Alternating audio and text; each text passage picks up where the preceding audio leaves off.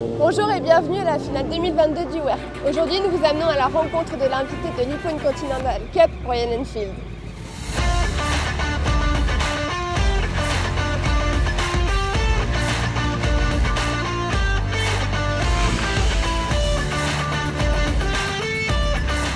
Sohail, on est aujourd'hui sur le pôle mécanique à Cévennes. Vous êtes du coup pilote automobile avant tout, avec un palmarès assez impressionnant. Est-ce que vous pouvez nous en dire un peu plus? Oui, alors moi j'ai ma passion première.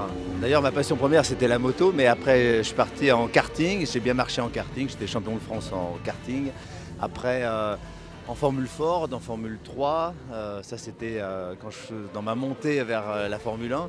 Et après, j'ai été champion de France aussi en super tourisme 3 fois, en grand tourisme 2 fois. Et voilà, c'est à peu près tout. Après, champion d'Europe 2 fois, champion du monde 2 fois. Voilà.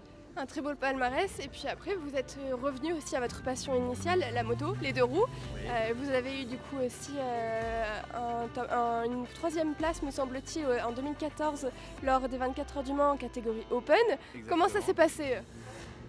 Alors, moi d'abord, j'ai commencé par le tout-terrain.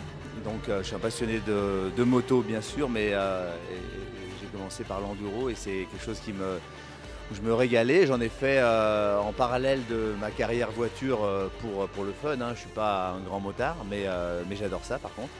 Et puis je me suis mis à la piste assez tard. C'est Sébastien Loeb, qui est un copain avec lequel on roulait aussi en tout-terrain, qui m'a traîné sur les pistes, moi qui étais déjà toujours sur les pistes.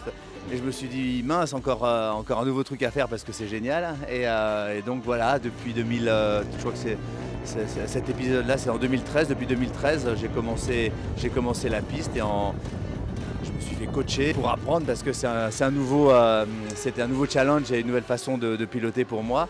Et je suis allé faire directement en 2014. Ma première grande course, c'était les 24 heures du Mans et on a fait un podium dans notre catégorie, ce qui paraît incroyable, mais on a eu de la réussite, hein, bien sûr, parce que la moto a marché, c'était une Aprilia, elle a marché nickel.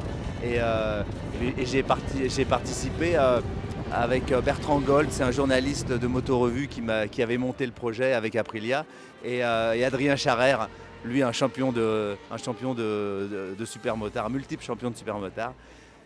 Et c'était une expérience extraordinaire pour moi. 3 têtes d'affiche dans cette équipe au final qu'on connaît plutôt bien sur le pôle mécanique. Aujourd'hui vous êtes du coup ici pour la finale Royal Enfield. Comment vous êtes arrivé sur cette moto? Est-ce que c'est un petit projet, une petite passion ou on vous y a invité directement? Alors on se connaît très bien avec Frédéric Fourgeot et la CIMA. On partage la passion du tout-terrain ensemble et je roule d'ailleurs tout le temps sur leur moto. Voilà, depuis longtemps maintenant ils me prêtent des motos pour aller faire les courses d'enduro et on s'est connus par ce biais-là, par cette passion commune. Et ils m'ont proposé de venir faire une course avec ces magnifiques Royal Enfield. Et voilà, challenge que j'ai accepté bien sûr, parce que j'étais persuadé qu'on allait beaucoup s'amuser. Et c'est le cas, la moto est exceptionnelle, elle est collée par terre et ça me change beaucoup de ce que je conduis d'habitude. Mais c'est passionnant à conduire, c'est sympa. Super. Comment vous appréhendez du coup ce week-end? C'est détente complet, il n'y a que des gens sympathiques. Ça se vit un peu comme une bande de copains qui se connaissent pas, mais qui sont tous passionnés de la même chose et qui partagent tous la même envie de s'amuser et de passer un bon moment. Très bien. Merci pour cette interview et puis on vous souhaite un très beau week-end. Merci.